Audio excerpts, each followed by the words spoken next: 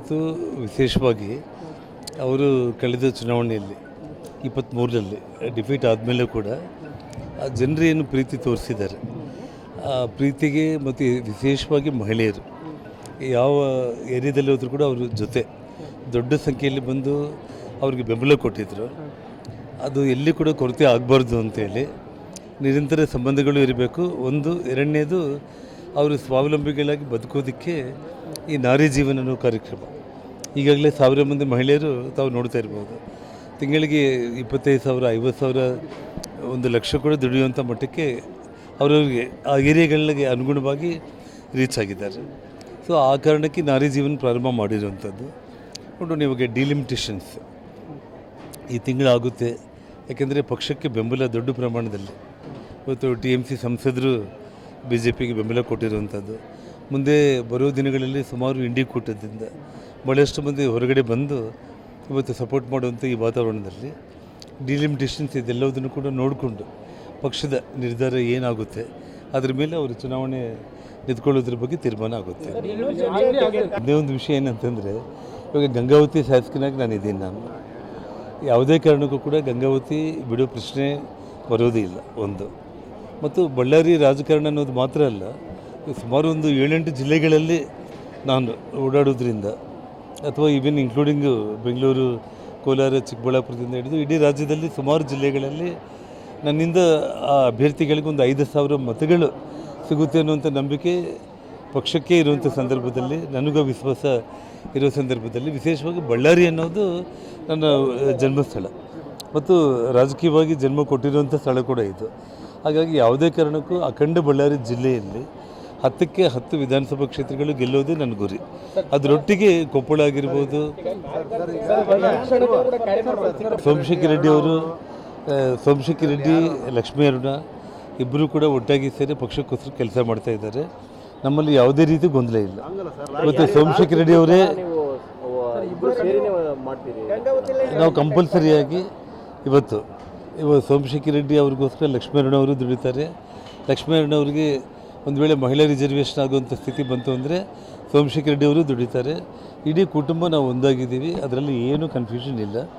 So ಬೇರೆ ಕ್ಷೇತ್ರಗಳಲ್ಲಿ ಅಭ್ಯರ್ಥಿಗಳ ಬಗ್ಗೆ ಈಗಿಂದನೇ ನಾವು ಒಂದು ಪ್ರಾಮಾಣಿಕವಾಗಿ ಪ್ರಯತ್ನ ಮಾಡ್ತೀವಿ. ಇಲ್ಲ, ಬಳ್ಳಾರಿ ರೂರಲ್ಲೂ ಇದೆ, ಕಂಪ್ಲಿ ಇದೆ.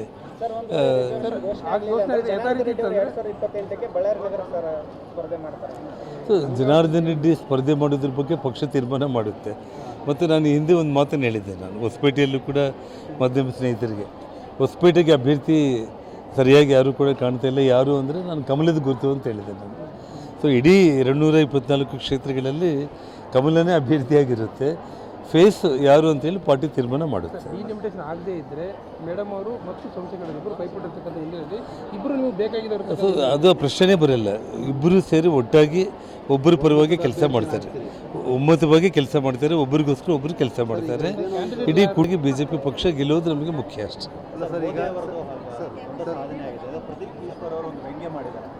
ಮೆಲೋಡಿಗೆ ಹೋಗಿ ಬರೀ ಚಾಕ್ಲೇಟ್ ಕೊಡೋದು ಇದೇ ಆಯಿತು ಹೊರತಾಗಿ ಒಂದು ಅಭಿವೃದ್ಧಿ ಕೆಲಸಗಳಾಗಲಿಲ್ಲ, ಒಂದು ಜಾಬ್ ಕೊಡುವಂಥ ಕೆಲಸ ಮಾಡಲಿಲ್ಲ, ಬರೀ ಇದೇ ಓಡಾಟ ಮಾಡ್ತಾ ಇದ್ದಾರೆ ಬೆಂಗಳೂರು.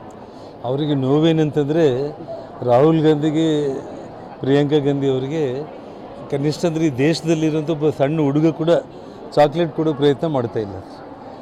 ಸನ್ಮಾನ್ಯ ನರೇಂದ್ರ ಮೋದಿಜಿ ಅವರಿಗೆ ಇಡೀ ಪ್ರಪಂಚನೇ ಅವರಿಗೆ ಅವ್ರನ್ನ ಸ್ವಾಗತ ಮಾಡ್ತಾ ಇದೆ. ಇಡೀ ವಿಶ್ವನೇ ಅವ್ರನ್ನ ಬಲಿಷ್ಠವಾದ ದೇಶ, ಮೋದಿ ಬಲಿಷ್ಠವಾದ ನಾಯಕ ಅಂತೇಳಿ ಅಪ್ರಿಷಿಯೇಟ್ ಮಾಡೋ ಸಂದರ್ಭದಲ್ಲಿ ಕೆಲವೊಂದು ಜೋಕರ್ಗಳು ಮಾತ್ರ ನಾವು ಕೇಳೋ ಅವಶ್ಯಕತೆನೇ ಇಲ್ಲ.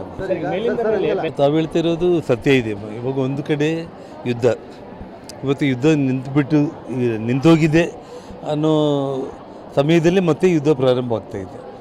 ಇದು ಯಾವ ಹಂತಕ್ಕೆ ಹೋಗುತ್ತೆ ಅನ್ನೋದು ಯಾರಿಗೂ ಗೊತ್ತಾಗ್ತಾ ಇಲ್ಲ. ಇಷ್ಟಿದ್ರಲ್ಲಿ ಇಡೀ ವಿಶ್ವದಲ್ಲೇ ನಮ್ಮ ಭಾರತ ಇರೋದ್ರಲ್ಲಿ ನಾವು ಸ್ವಲ್ಪ ಉತ್ತಮವಾಗಿ ಇದ್ದೀವಿ ಅಂತ ನಾನು ಭಾವಿಸ್ತೀನಿ.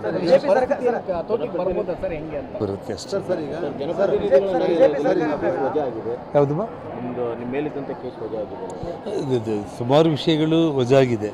ಬಟ್ ಏನಂದರೆ ಪತ್ರಿಕೆಗಳಿಗೆ 1-2 ವಿಚಾರಗಳು ಮಾತ್ರ ಬಂದಿರುವಂಥದ್ದು. ಸೊ ಕಾನೂನು ಹೋರಾಟ ನಡೀತಾ ಇದೆ.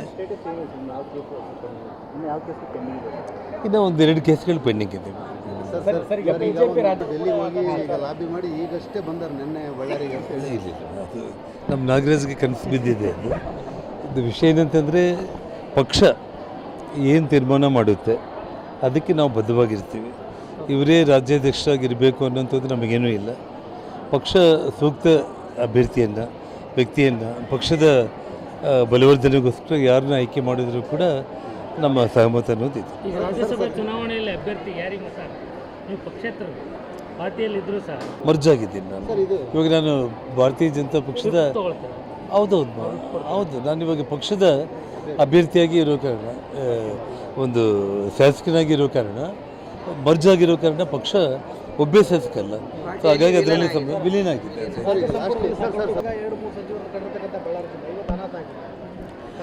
ನೋಡಿ, ಒಂದು ಡಿ ಕೆ ಶಿವಕುಮಾರ್ ಅವರಿಗೆ ರಾಜ್ಯದ ಮುಖ್ಯಮಂತ್ರಿಗಳಾಗಿ ನಾನು ಹೇಳ್ತಾ ಇದ್ದೆ, ಅವರು ಯಾವುದೇ ಕಾರಣಕ್ಕೂ ಆಗೋವರೆಗೂ ಬಿಡಲ್ಲ ಅಂತೇಳಿ.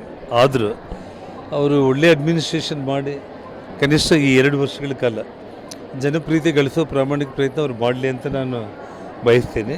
ಆದರೆ ಅವ್ರ ಪಕ್ಷದಲ್ಲಿ ಭಾಳ ದೊಡ್ಡ ಮಟ್ಟದ ಗೊಂದಲಗಳು ಈಗಾಗಲೇ ಪ್ರಾರಂಭ ಆಗಿದೆ. ಅವ್ರು ಯಾವ ರೀತಿ ಅಡ್ಮಿನಿಸ್ಟ್ರೇಷನ್ ಹೇಗೆ ಮಾಡ್ತಾರೆ ಅನ್ನೋದನ್ನು ನಾವು ಸ್ವಲ್ಪ ಕಾದು ನೋಡಬೇಕಾಗುತ್ತೆ. ನನಗೆ ಆ ಖಾತೆ ಬೇಡ ಈ ಖಾತೆ ಬೇಡ ಅಂತ ಗೊಂದಲಗಳಿದೆ. ಹೌದು, ಸೊ ಅದನ್ನೇ ನಾನು ಹೇಳ್ತಾ ಇರೋದು. ಅದನ್ನು ಬಗೆಹರಿಸ್ಕೊಂಡು ಯಾವ ರೀತಿ ಅವರು ಅಡ್ಮಿನಿಸ್ಟ್ರೇಷನ್ ಮಾಡ್ಬೋದು ಅನ್ನೋದನ್ನು ಸ್ವಲ್ಪ ನಾವು ಇನ್ನೂ ಈಗಲೇ ಮುಖ್ಯಮಂತ್ರಿ ಅವರು ಆಗಿರೋ ಕಾರಣ ಒಂದು 2-3 ತಿಂಗಳು ನಾವು ಕಾದು ನೋಡಬೇಕಾಗುತ್ತೆ. ಬಳ್ಳಾರಿ ಭಾಷಣ ಮಾಡುವಾಗ ಹೇಳಿದ್ರಿ ಮಹಿಳೆಯರಿಗೆ ಕರೆ ಕೊಟ್ಟು ವಾರ್ಡಲ್ಲಿ ಕೂಡ ಡ್ರಗ್ ಮುಕ್ತ ಬಳ್ಳಾರಿಯನ್ನು ಮಾಡೋದಕ್ಕೆ ನಾನು ಬರೋ ತಿಂಗಳಿಂದನೇ ನಾವೆಲ್ಲರೂ ಸೋಮಶೇಖರ್ ರೆಡ್ಡಿ, ಶ್ರೀರಾಮುಲು, ನಾನು, ಲಕ್ಷ್ಮೀನಾರಾಯಣವ್ರು ನಾವೆಲ್ಲರೂ ಕೂಡ ಸೇರಿ ವಾರ್ಡಲ್ಲಿ ಕೂಡ ಜನಗಳಲ್ಲಿ ಒಂದು ಜಾಗೃತಿ ಮೂಡಿಸುವಂಥ ಒಂದು ಕೆಲಸಕ್ಕೆ ಮುಂದಾಗ್ತೀವಿ.